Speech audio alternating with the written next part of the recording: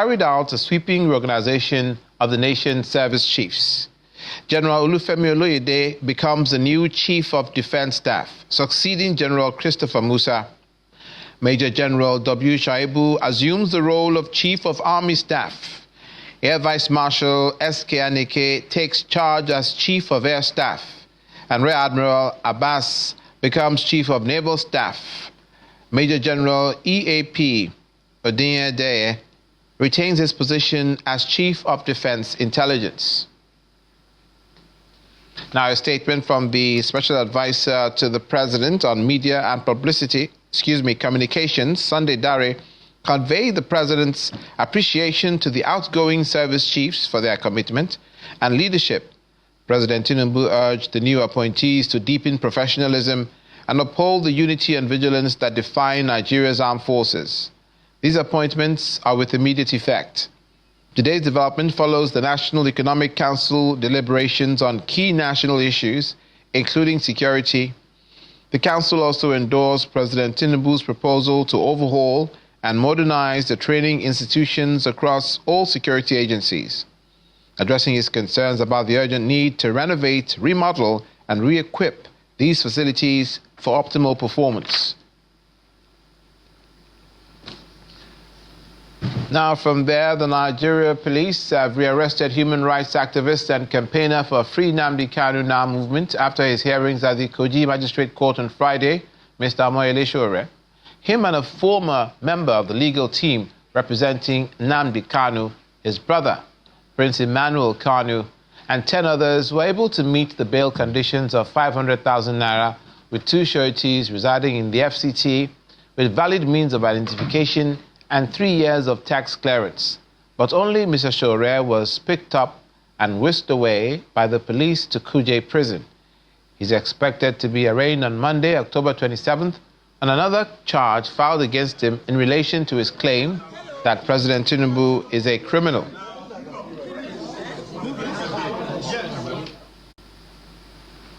The Federal High Court in Abuja has begun a trial within trial to determine claims of coercion and intimidation raised by defendants in the ongoing prosecution of suspects linked to the 2011 bombing of the United Nations building in Abuja. At the resumed proceeding, counsel representing both the prosecution and defense confirmed that they had jointly reviewed video recording of the defendants' interrogations in the presence of court officials. The DSS also told the court that masked witnesses will testify during the trial within trial to address the defendants' allegations of coercion in obtaining their statements. The development follows an earlier ruling by Justice Emeka Wite granting the DSS's request for an accelerated hearing in the long-standing terrorism case. The trial involves Khalid al-Banawi, alleged mastermind of the August 26, 2011 UN building bombing, which killed over 20 people and injured more than 70 others. Al-Banawi, arrested in 2016 in Lokoja, Kogi State, is accused of leading a faction of Boko Haram known as Ansaru.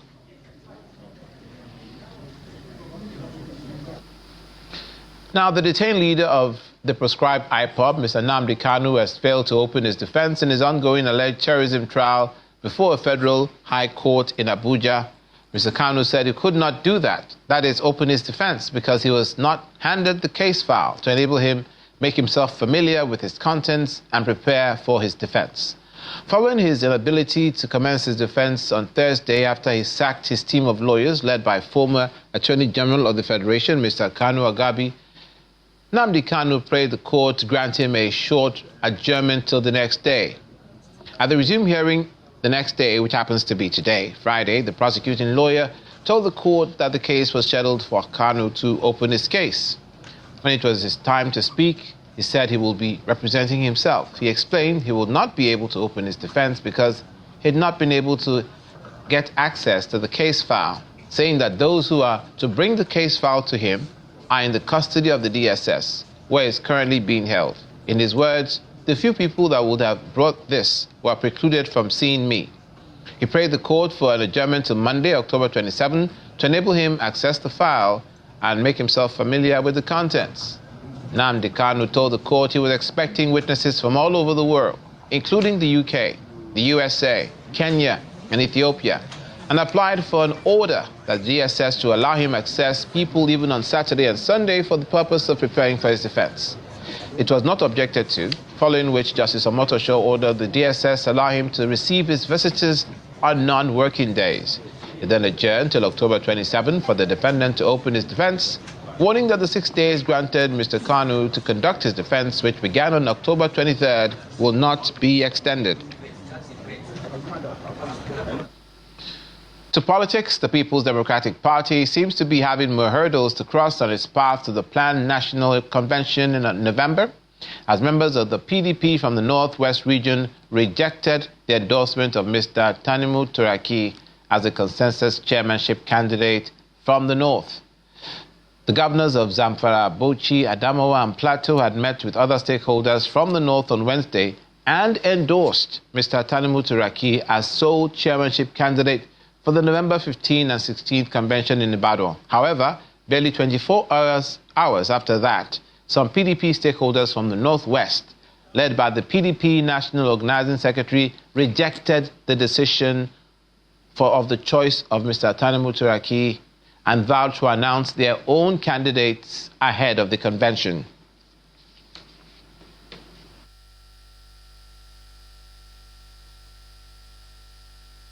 This meeting was an instance of the governor of Zamfara with a view of adopting a particular individual for the national chairmanship position that is zoned to Northwest. A meeting was held yesterday with other leaders of the other zones of the North, and a name of an individual was supposedly adopted, while the Northwest has not met to agree on that position. That's why we came for this meeting, and unfortunately, that meeting again was postponed. So what is going to want to make clear to everybody is this zone has not adopted anybody as a candidate from this zone to be chairman of the People's Democratic Party. There's a lot of resentment due to lack of consultations among leaders of this zone. We believe we are the strongest zone here of the PDP, and the attitude of our leaders in this regard made us to take this position that we disagree with the governor's position of yesterday, and we are going to have our own candidate that will nominate for that position. Despite claims by opposition groups in Imo State that the federal government has refunded the Imo State government all the monies expended in the reconstruction of major federal roads in the state, Governor Hope Uzodinma says not one... Thank you very much. We are here thank you very much. We are here purposely to commiserate with the officers and men of the Nigerian Army, as well as with the community on what has happened last 2 days. And we thank God that the level of the casualties are lean. We lost about one person here and about 2 or 3 people in Dikwa local government area. So we are here to commiserate and then to build confidence on the people and to assure them that both the federal government and the state government are doing everything possible to avert future occurrence. But most importantly, the sad thing is that Mafa, within the last 8 years, has not fallen into the hands of Boko Haram. I'm very unfortunate that we had seen something yesterday. Dikwa too, it has taken a very long time that we couldn't witness such kind of things in Dikwa. But Dikwa is relatively safe. Mapa is even relatively safer compared to what we had before and when we rushed into this town.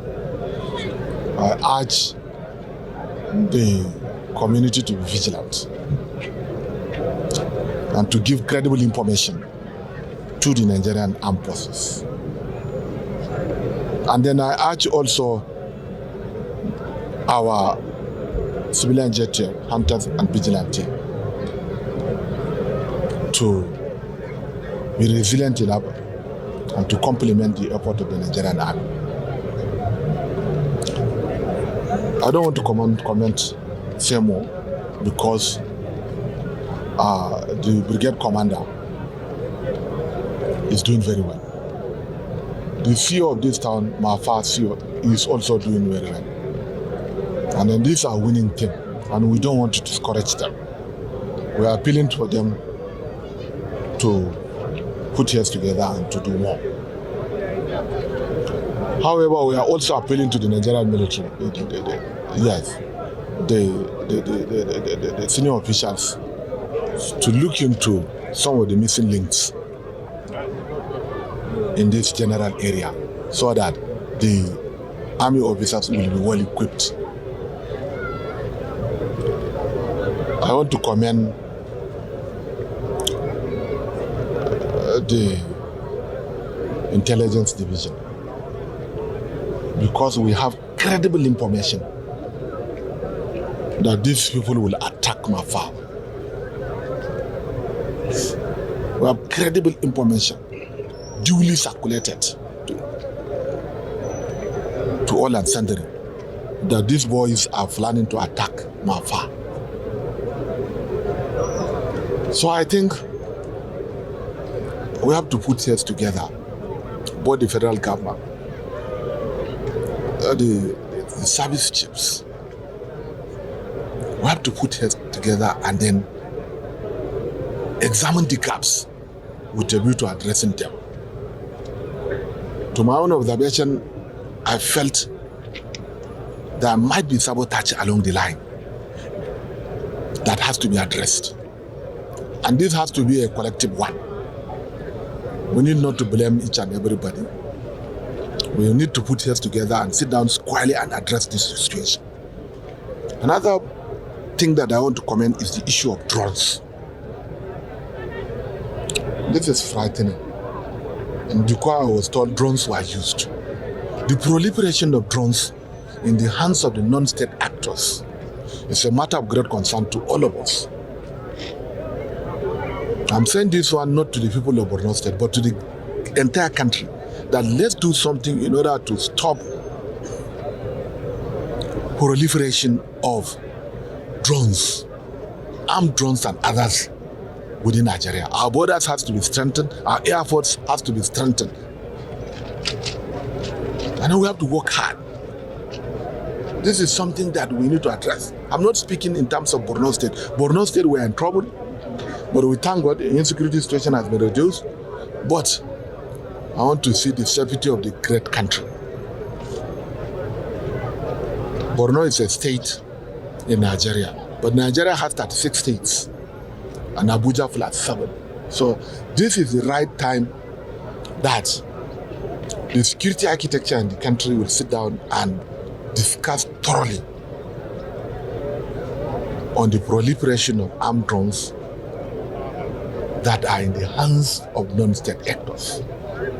On this note, let me once again commend the people of Mafa, commend the officers and men of the Nigerian armed forces, as well as the civilians who are resilient, and I ask them to do more.